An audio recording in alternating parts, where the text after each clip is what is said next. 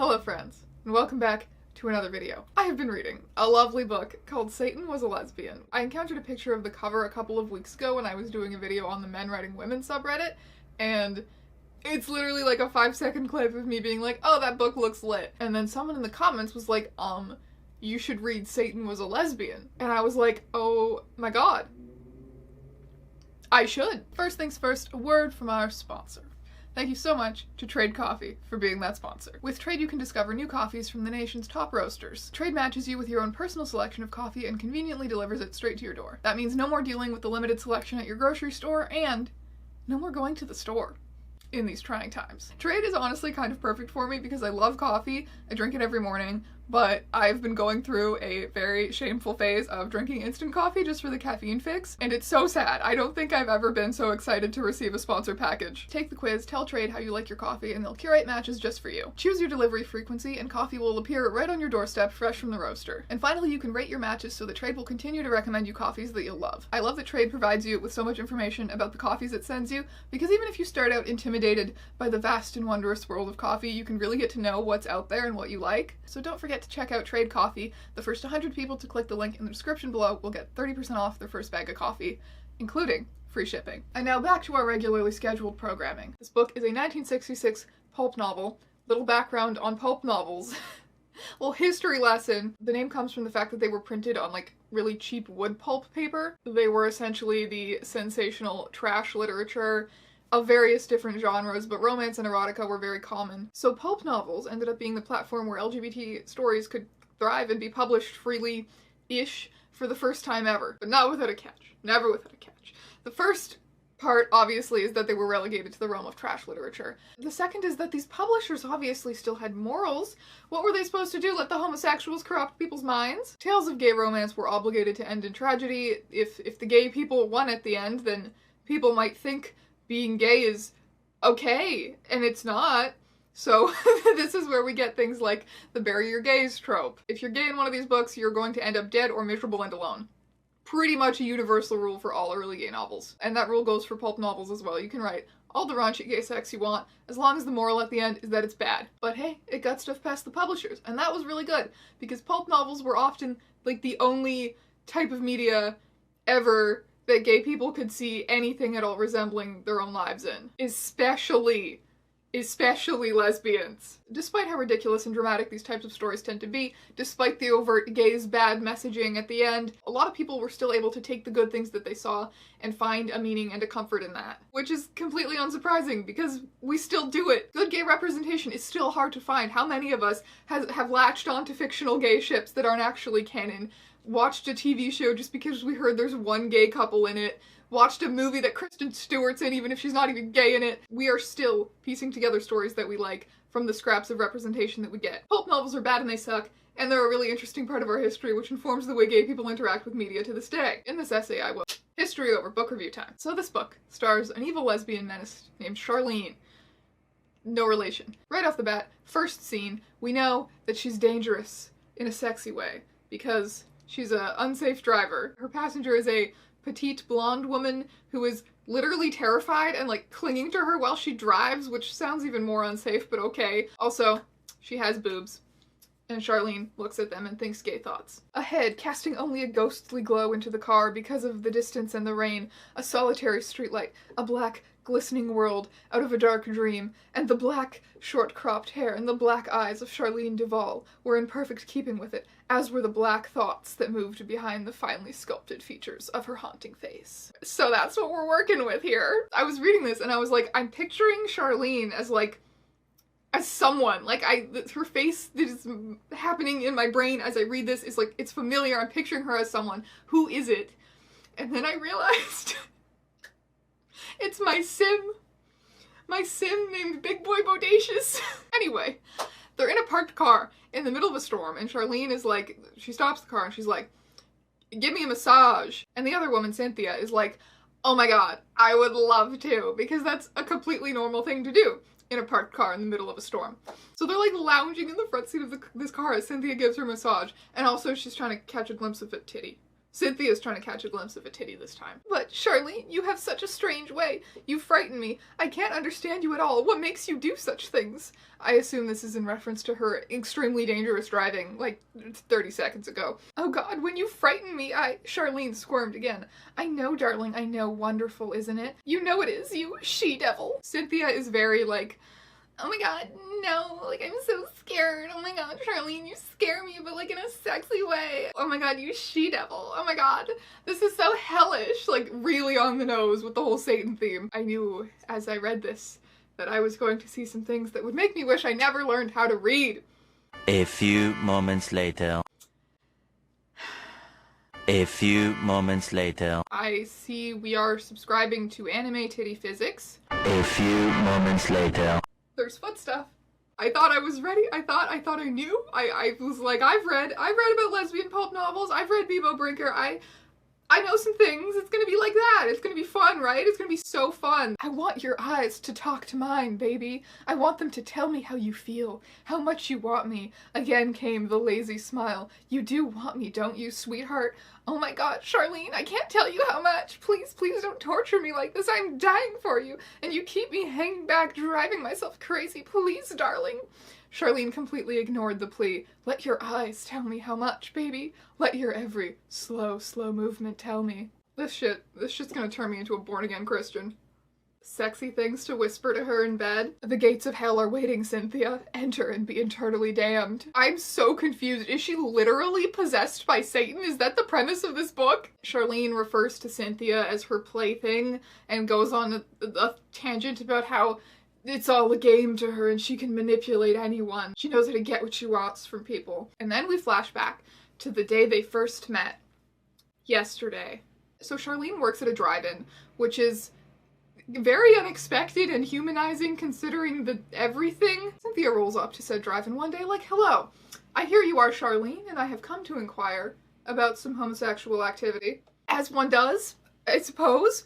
Her eyes caught the swell of magnificent breast distorting the front of a button-front sweater. She wondered, with an inner smile, what the penalty might be for violating the laws of gravity as this chick was doing. So, what you're saying is you acknowledge the anime titty physics going on in this book. Cynthia orders 2 coffees and invites Charlene to drink coffee with her in her car.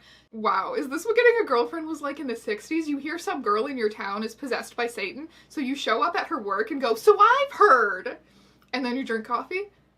Romance. Cynthia blinked again. She was to blink often in her relationship with Charlene.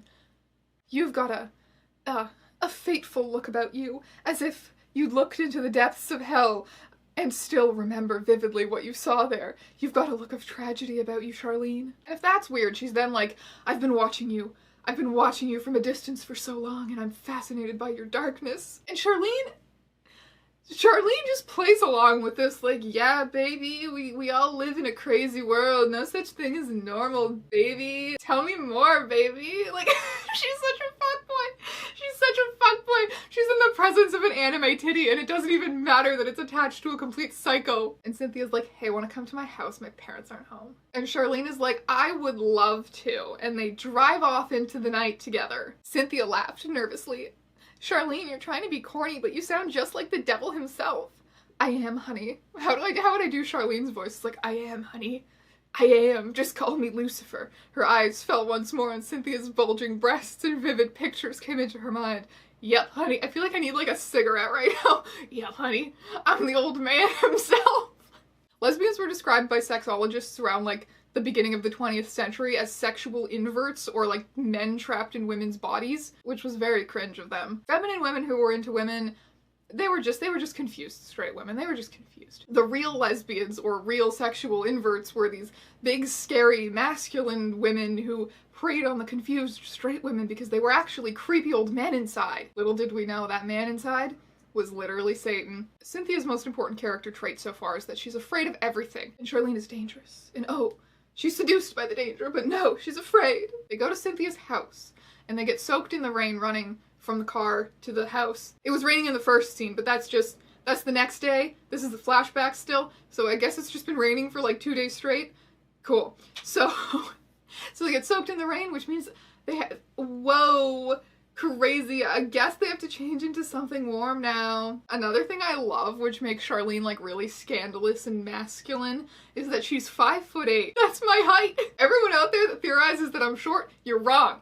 Tall Satan-possessed women unite. So do you want to hear where they go? They go into Cynthia's parents' bedroom, and Cynthia's like, okay, so I'm gonna wear my mom's robe because she's tiny and petite like me, and you can wear my dad's. Stop, I'm already dead. Charlene studied the robe a moment and then stroked her chin thoughtfully. Well, reckon I could be your old man for a while at that. I'm already dead. This book is so ahead of its time. Cynthia's like, so you want to take a shower? We have modern plumbing. You ever just take a girl home and show her your modern plumbing? I, like you just did, initially construed that as them taking a shower together, but no. Charlene just takes a shower. She just takes a shower, and she gets out of the shower. I don't really know what the point of that is, except to show off Cynthia's modern plumbing. She gets out of the shower, and Cynthia has also changed into her mother's robe, and Charlene is wearing her dad's robe. I hate this. And, the role-playing continues. Cynthia started a headlong dash down the stairs, but Charlene dragged her to a halt. Hey kid, you're forgetting your old man's advanced age. Take it easy. We'll get there, wherever there is. Sorry, Daddy, Cynthia smiled impishly up at Charlene's stern face, I assume. Obviously, this book is full of typos.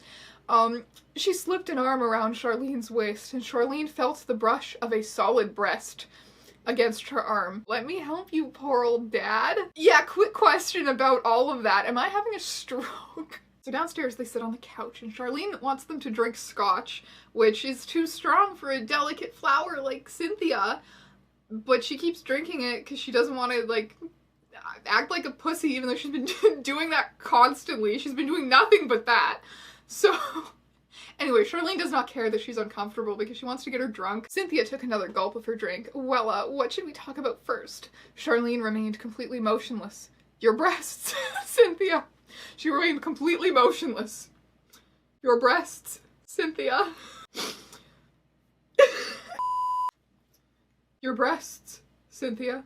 Let's talk about your breasts. My breasts? Why in the world should we? Again, Charlene cut in. Because you're beautiful. Because they're beautiful. Why shouldn't we talk about them? Are they real, Cynthia? Gay rights! Cynthia's like, oh my god, what do you mean? Of course my boobs are real. And Charlene is like, oh, what a coincidence, so are mine. And like, flashes her a titty, and then immediately changes the conversation to her mundane day at work, but not before getting Cynthia another drink. And then once Cynthia is tipsy, Charlene is like, how about you tell me your secrets and I'll tell you mine. Apparently she's got some real dandies. And Cynthia's like, oh my god, no, I can't tell you, you'll laugh at me. Well, alright, here goes. It's not complicated, it's just that when I get scared, I get sexy. Here her giggle was a little embarrassed. Sexy? The embarrassment deepened. Yes, you know, passionate, aroused. Like I said, maybe it's because I couldn't defend myself physically anyway against something of any size at all, so I just throw myself on the mercy of whatever it is that scares me. And I suppose it's the old female coming out. When the sex bit enters the picture, fear of death is supposed to make some people real sexy from what I've heard. Well, any fear makes me that way. Utterly indecipherable, thank you. Well, Cynthia, that's quite a situation. You don't fucking say! So the night continues, they talk, they dance in the middle of the living room, and Charlene starts to think that it's almost time to enact her plan for the evening, which is... Here we go, okay? Step one. She gets real quiet and creepy, starts pacing around the house until Cynthia is literally screaming at her to stop being creepy and act like a normal person for 30 seconds. That's my phrasing. Charlene then turns the lights out so Cynthia can't see anything, lets her wander around in the dark for a little while, and then sneaks up behind her and starts choking her. The writer is really trying to make it sound like Charlene is this criminal mastermind who had this all plotted out. My question is, was this your plan before you learned that being terrified made her horny, or is this just like your go-to? because I have some notes. And then Charlene rips off their clothes and corrupts Cynthia on her parents' bearskin rug, because what did you expect? Anyway, since all of that was a flashback that happened yesterday, it's time to skip back to today. The day that they're having awkward, contorted sex in the front seat of a car in a storm. That day, Cynthia tells Charlene that she's in love with her, and Charlene is like, okay. Chapter 2. They've now known each other for a whole week, and Charlene is vaguely disturbed that they're not bored of each other yet, and also that Cynthia keeps saying she's in love with her like some kind of gross person. She then has one of her spooky reoccurring dreams about the time that she was a small child and followed a man into the woods and then saw him drown some kittens in a river, and then when he notices her watching, he's like, it's fine! But internally he's screaming because now he has to explain death to a toddler. Said kitten murdering was apparently ordered by his employer, who is Charlene's dad, who is bad. So daddy issues are gonna strike again, I guess? And from that convenient backstory dream, we now segue into just talking about Charlene's backstory. She was fascinated by death as a teenager because she's just so dark and brooding and edgy. She failed everything in school, but you bet in her spare time she was memorizing the Rubaiyat. I know what that is from a BuzzFeed Unsolved episode. Wait, okay, so her parents died in a plane crash when she was 6. So no daddy issues. I actually have not finished the book yet. I've finished like half of it and I'm filming this half. They gotta bring that back somehow. You can't just imply vaguely that her dad is bad and murders kittens and then not in this book. I refuse to accept it. Throughout her youth, people found her unsettling, sometimes in a sexy way if they were girls. Even though she has breasts firm as air cushions and men should be into her, they're not. They're actually all terrified of her menacing vibes queen. After graduating high school, she convinces her adoptive parents to let her move away from their small town farm and go to the city and get some real world street smarts. So she leaves her small town, goes to a slightly bigger small town, and gets a job at a movie theater, which is where she meets Mary Ann. Oh no, oh no! There's wolf metaphors! Fred Haley, Monica, whoever you are, my good bitch.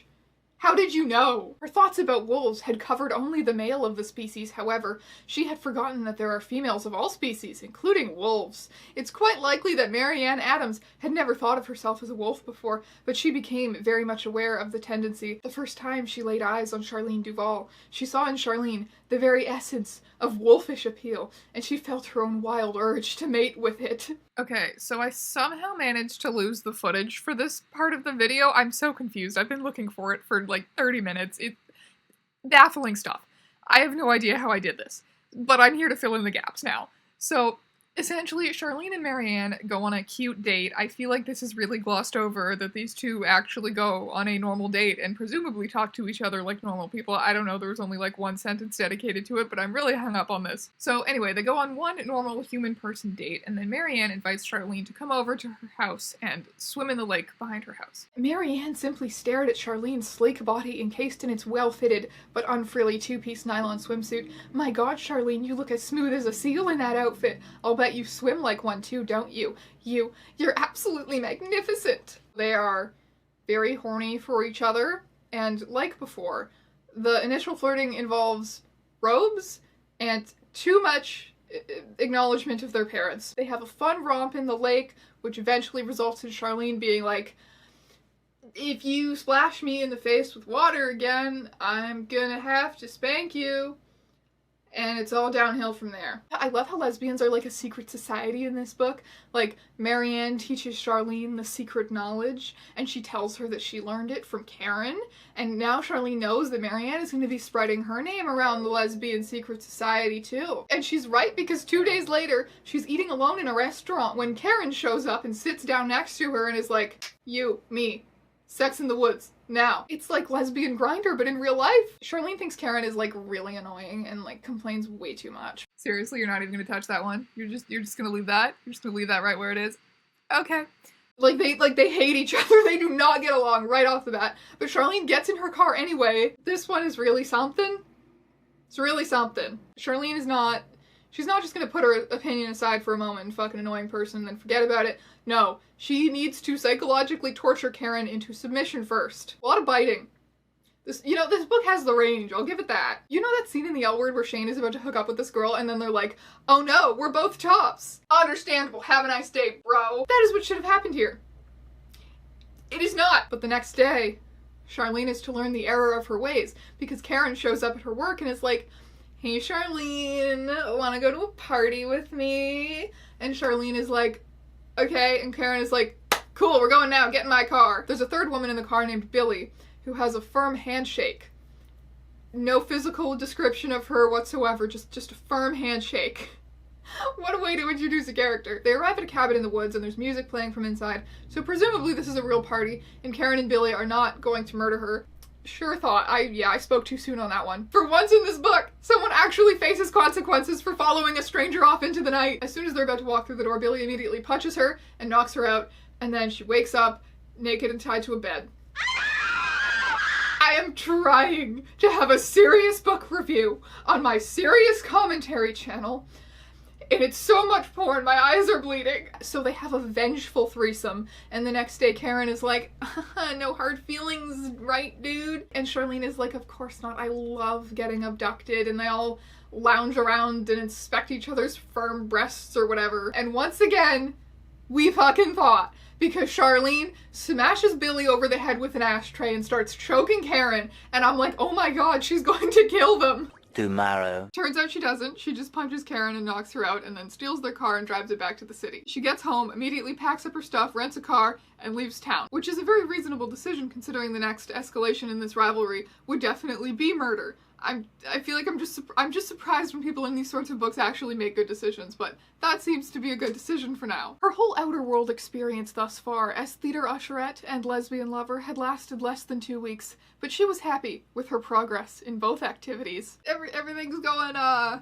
going great. No questionable choices, no regrettable actions whatsoever. Charlene decides that she's going to Chicago, but on the way she stops at a shitty drive-in to get food, which we know is the drive-in that she works at when she meets Cynthia. Now, the book just refers to it as a drive-in, and for like the longest time I was picturing a drive-in theater because I feel like that's the only drive-in that anyone my age would know about, but I looked it up and because I started to be like, this seems wrong, and I looked it up and apparently drive-in diners were a thing. I'm still unclear on exactly how these things functioned, but it's a drive-in diner, not in fact a theater. So Charlene is at the drive-in and she's like, huh, this place really sucks. Living here, working at this place, this must suck. They got a help wanted sign over there, yeah. Terrible job. Sounds terrible. For truly unclear reasons. She just decides to actually, she's gonna work at the drive-in and live there. Truly unclear reasons. Chapter 3. Charlene wakes up and is vaguely troubled by Cynthia, exactly like the beginning of the last chapter. This better not be the new Edward watches Bella sleep at the beginning of every chapter. But this time it's different because Cynthia is in bed with her. Honestly, my favorite thing about this scene, and about so many shitty romance novels in general, is just trying to figure out these elaborately described cuddle positions. Like, your arm is, okay, and her leg, your other leg, her boob. Anyway, Charlene is like, wakey wakey, time to get out of my house. Unclear if it's morning or not, or the middle of the night, but Cynthia asks her to go get coffee with her first. So I assume it's morning, or maybe they're drinking coffee at 2 a.m. I don't know their lives.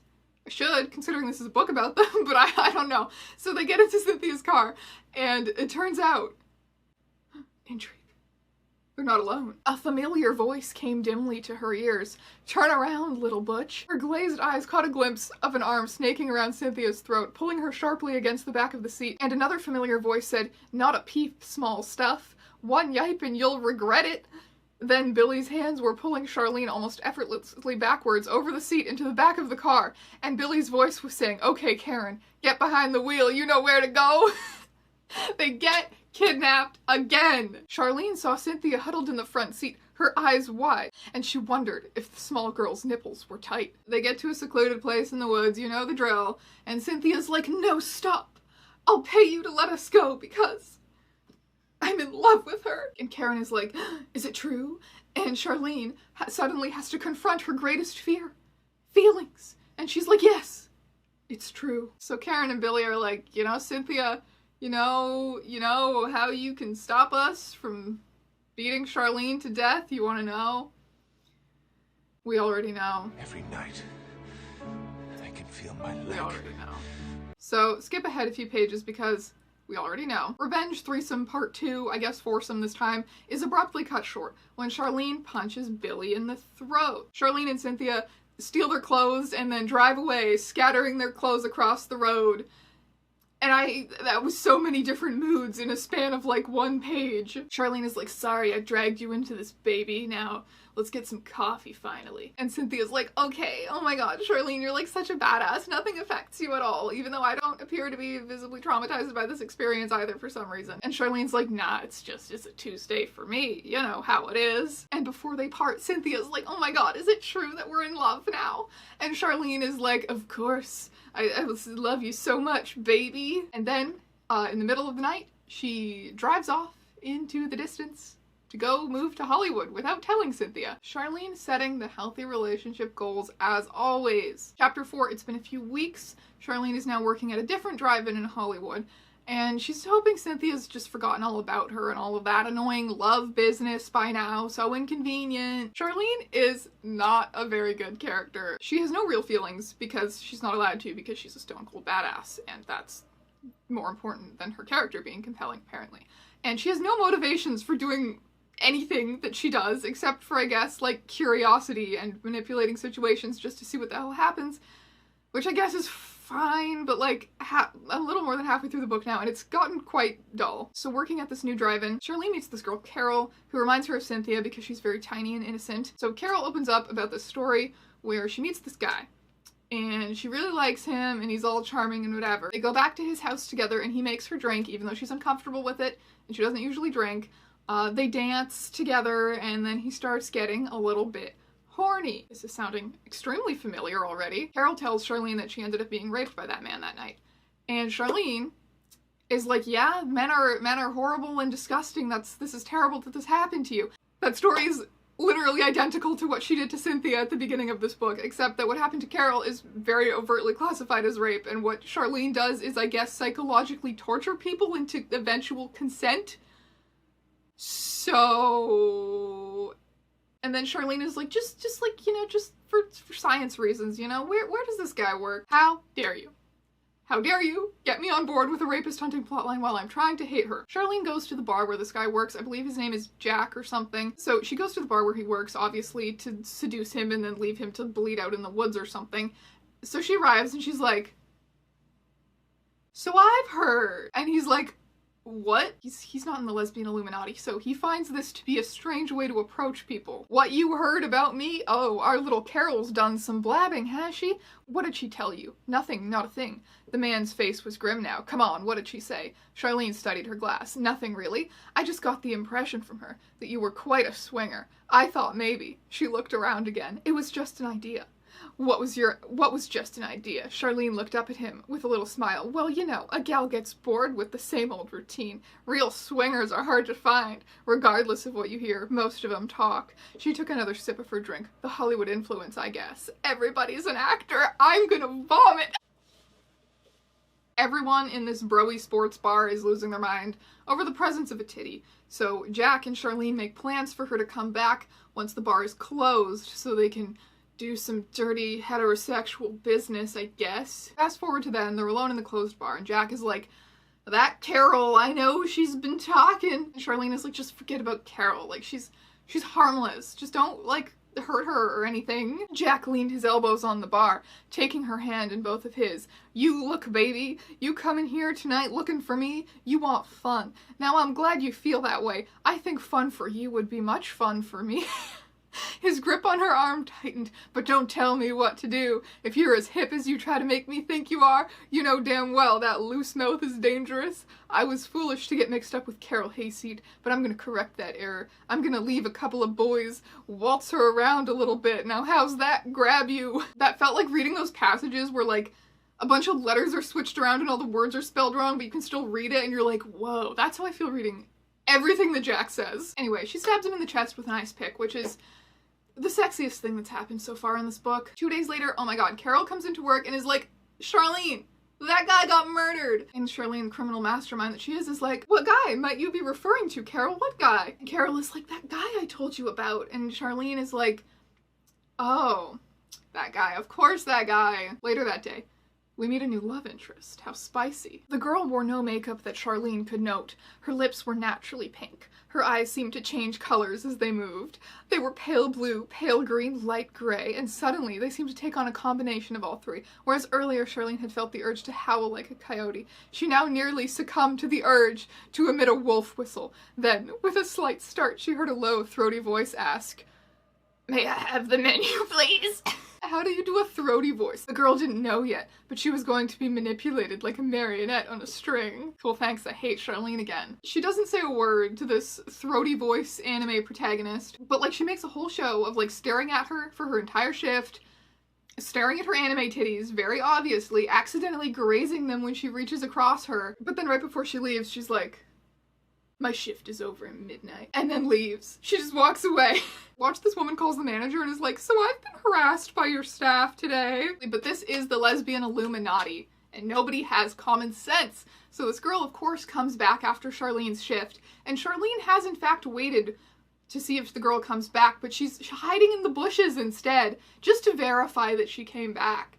Because she's gonna purposely ghost her. She's not gonna meet up with her. She's just gonna be like, "Yeah, I sure got you from the bushes," and then just watch this girl leave, disappointed because she's been ghosted.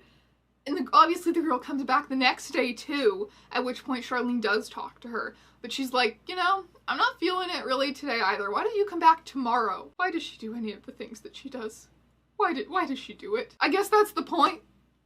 That's the point. She's just lawless and needlessly cruel because she's literally Satan and lesbians bad. It's the fucking point. I know, but it still hurts. What did I expect from a 60s pulp novel? The point is to be a giant hellhole of depravity. That's the point.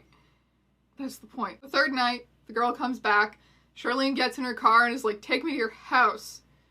And I think this is like the third thing she's ever said to this girl. But of course they drive off into the night together. This is once they get to her house. Oh God! She had made an effort to keep her voice even, but as her eyes fell on Charlene, her teeth closed slightly on the back of one hand and her eyes literally bulged. Charlene had already slipped off her coat and stood there with her faint smile, dressed in her black stretch toreador. Dressed in her black toreadors, high-heeled black patent boots, and her latest purchase, along with the gloves, a Russian blouse with an Eisenhower jacket effect at the bottom, of black satin, and a skin-tight fit. Charlene once again does not care that everybody is uncomfortable. So she's just like, "It doesn't matter what my name is, baby. Baby." This part is a really horrible experience to read. She is not terrified in the sexy way like Cynthia.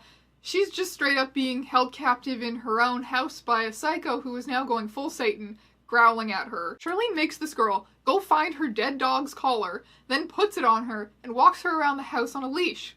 All of this against her will. Listen, Fred, Monica, whoever you are, I get that you want Big Boy Bodacious to break into your house, handcuff you to a radiator, dress up as your dad, and deep throat your foot. And I get that 1960s publishers required you to depict gay people as depraved Satan-possessed maniacs. But all, like, the last 50 sex scenes in this book have been written super uncomfortable and not consensual, so I'm gonna do it.